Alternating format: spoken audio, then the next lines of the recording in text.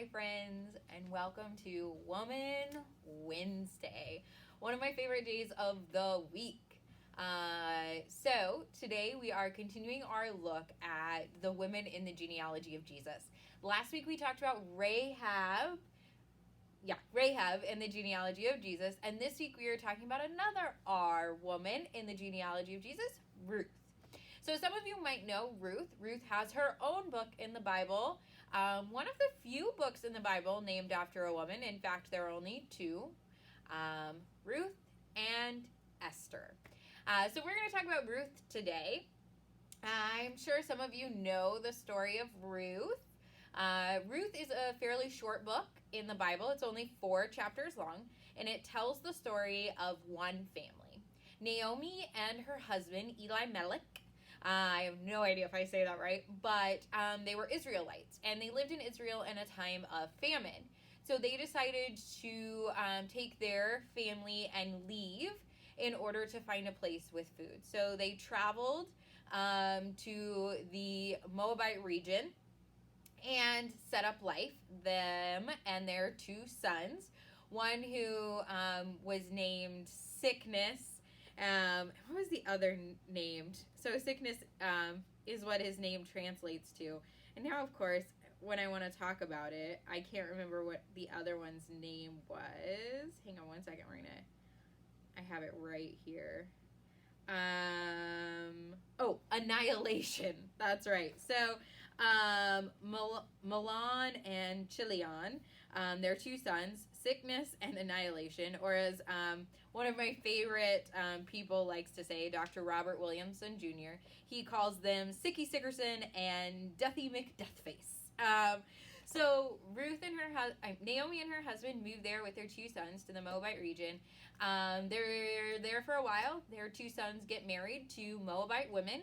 Ruth is one of the women, and the other is Orpah. Naomi's husband dies. Elimelech dies. And then shortly thereafter, Naomi's 2 sons die, leaving Naomi, Ruth, and Orpah all widows. Naomi has no other sons for Ruth or Orpah to marry, which in this time would have been really common thing that would happen next. So if you were married to someone if a woman was married to someone and they died, she would then marry their brother. And their brother, her and her late husband's brother would marry and have children, and they would continue on in actually the dead brother's lineage. So, really, really weird scenario here, okay? So if we were in this time, the Levirate law would say that if Brian died, I would marry his brother Cole, even if Cole is already married, which he is, and Cole and I would have children, but they would actually be Brian's children for inheritance purposes in this time. So Naomi decides that she needs to go back to her homeland because there is another famine, this time in the Moabite region. And so Naomi tells Ruth and Orpah, I have no other sons for you. I have no one else for you to marry. Go back to your mother's mother's houses. Be with your people.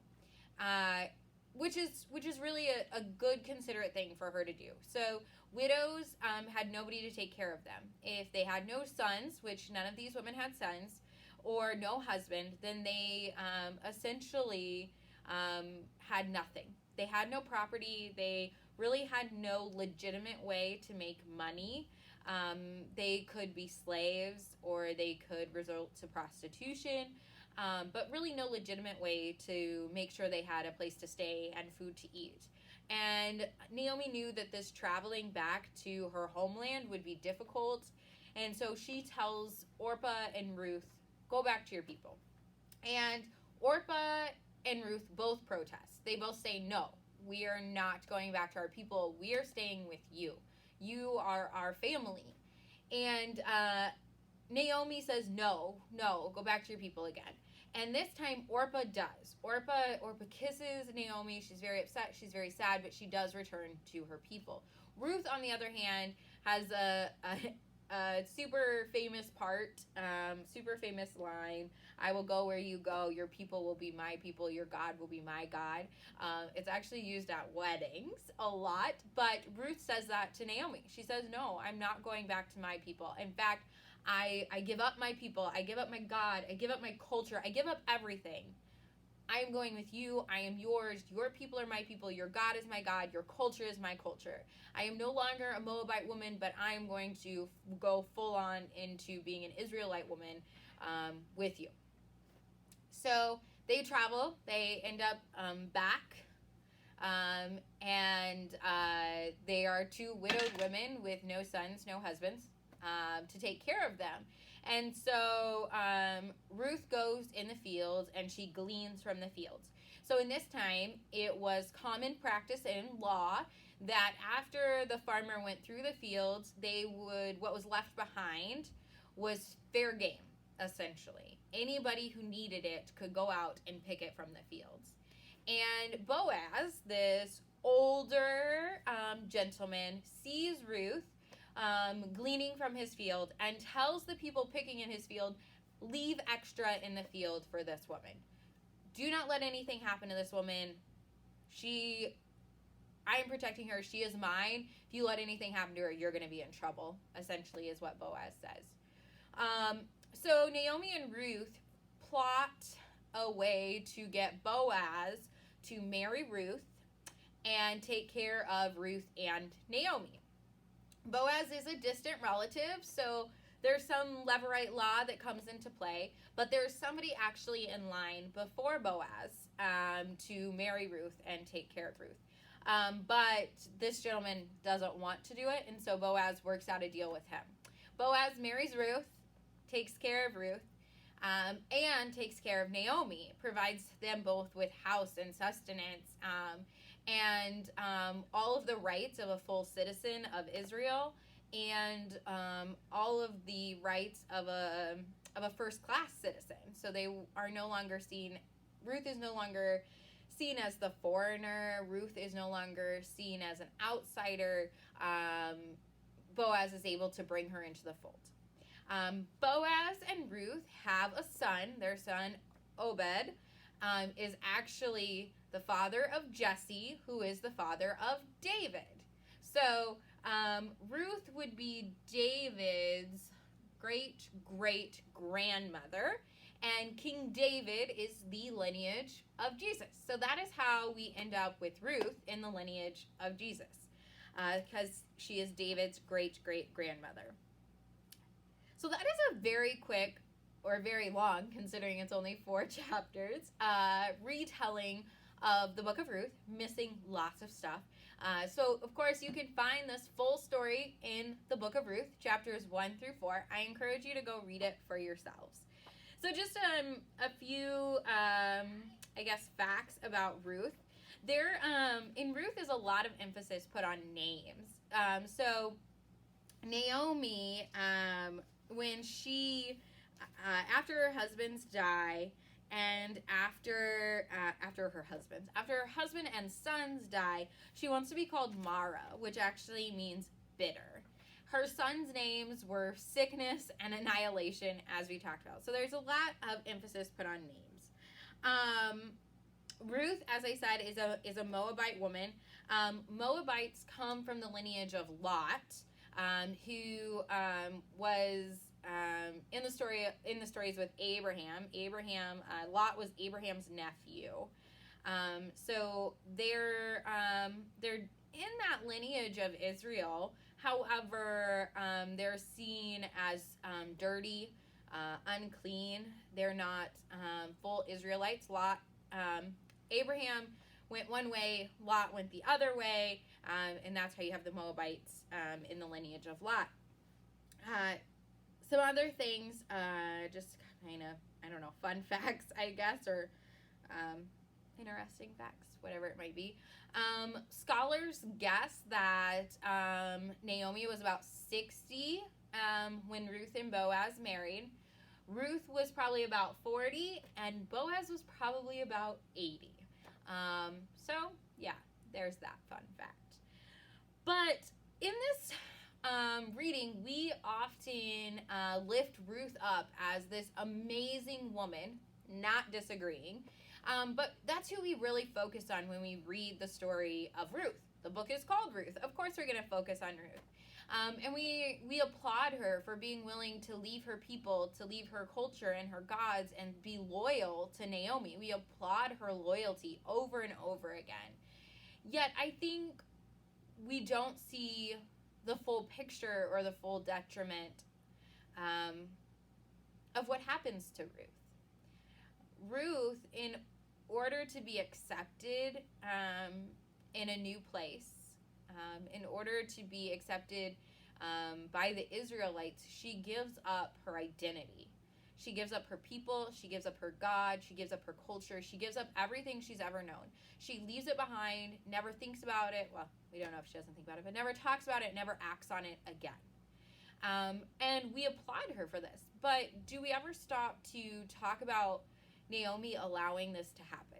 Now, yes, Naomi protested. Naomi told her to go back to her people. However, when she didn't do this, Naomi didn't encourage her to keep her Moabite faith, or encourage her to keep her Moabite culture, or ask her about Moabites.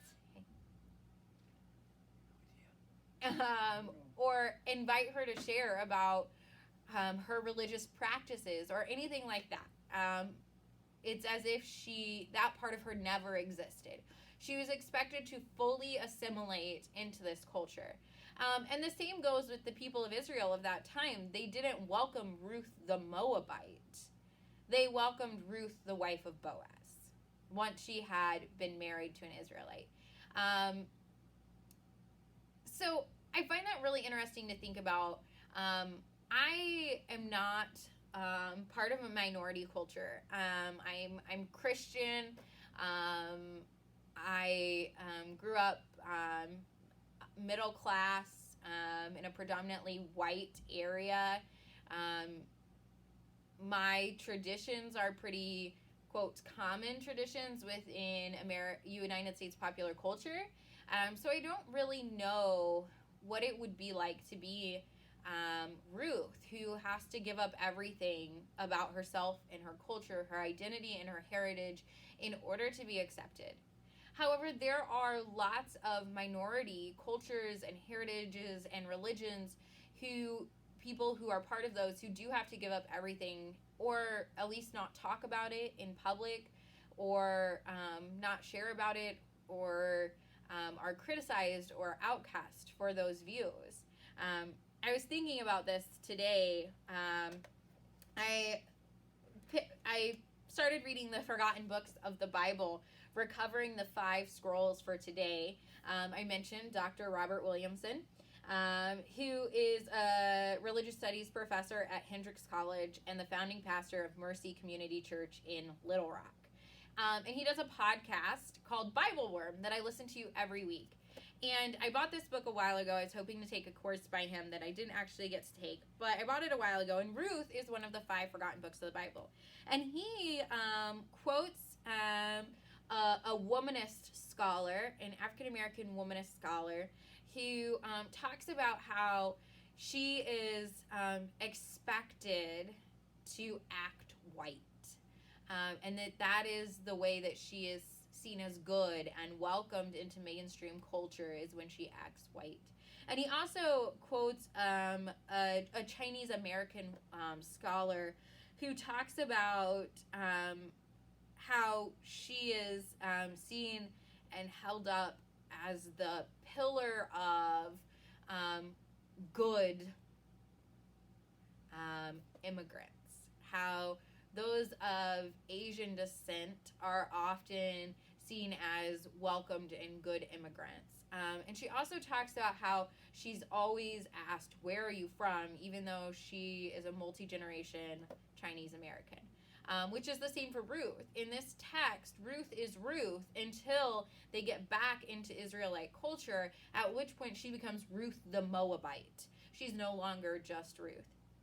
And so when they were talking about this, I began asking, do we welcome and learn from people of different cultures and heritages, Or do we welcome and expect them to learn and live our dominant white culture?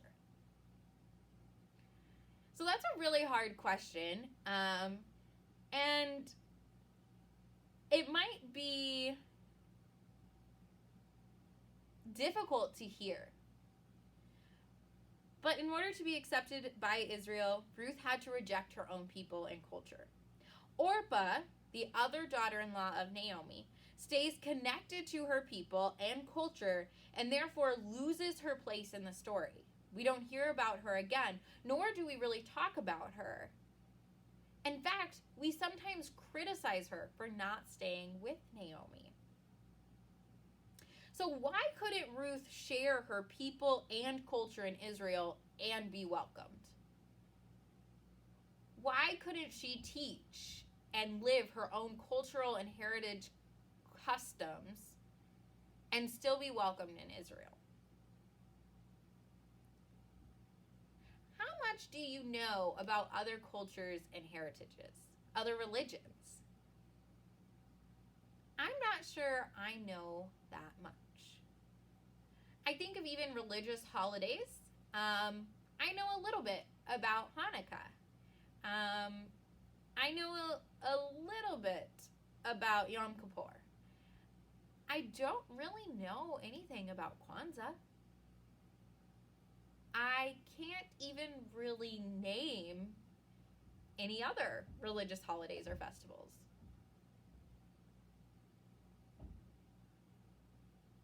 I think I, unfortunately, would fall in with the Israelites here. I would welcome Ruth, but I wouldn't learn about her or her heritage or her culture or her religion or the customs that they held. I would just welcome her into my life, my culture, my customs, and expect her to participate. So it got me thinking about how much we need to learn, how much I need to explore and learn about other cultures and other religions and other heritages than my own. And I'm going to start small, I decided, so I hope you will join me. Today we are going to learn about May Day around the world. So May Day is on Friday, and when I was growing up, we knew it as Friendship Day. And every year we would make May baskets for our neighbors and for the guys at my dad's shop.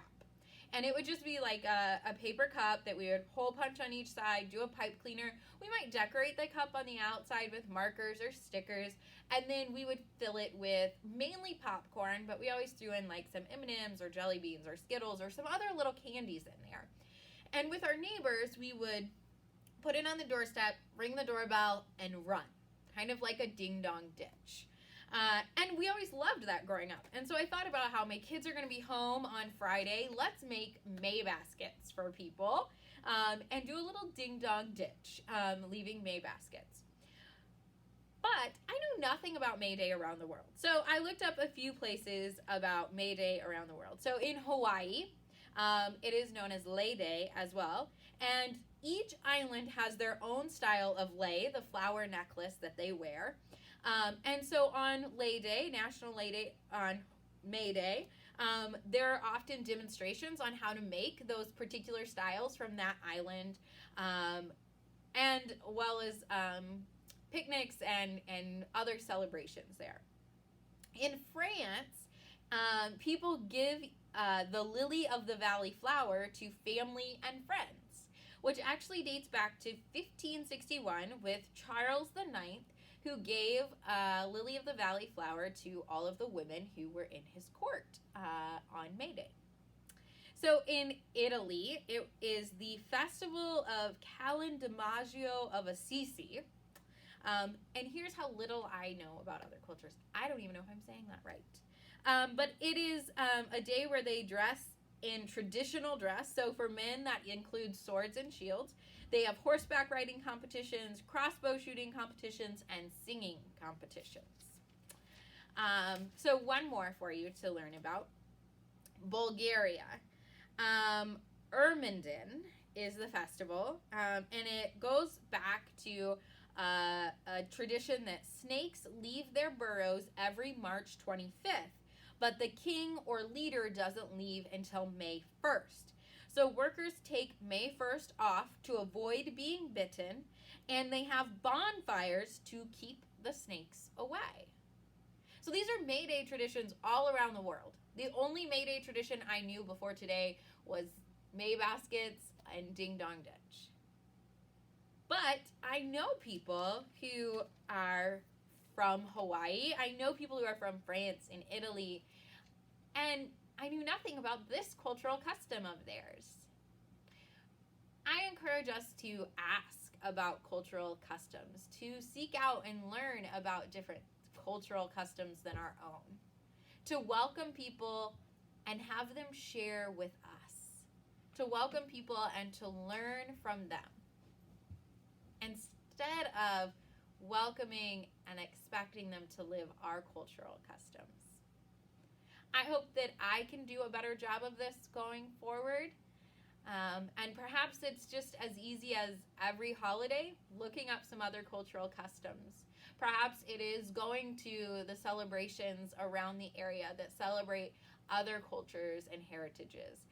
Perhaps it is going to Irish Fest or visiting the Czech Museum in Cedar Rapids, or something like that, where I can learn and grow and understand other cultures, other heritages, and their customs and practices, so that we can celebrate and welcome differences instead of expecting people to become like us. That's what I learned from Ruth today. I don't know what you learned from Ruth today, but I would love to hear. Comment it down below. And next week on Woman Wednesday, I'm not sure yet. So tune in next week to find out who we are going to learn about. It was great seeing you today, friends. Bye.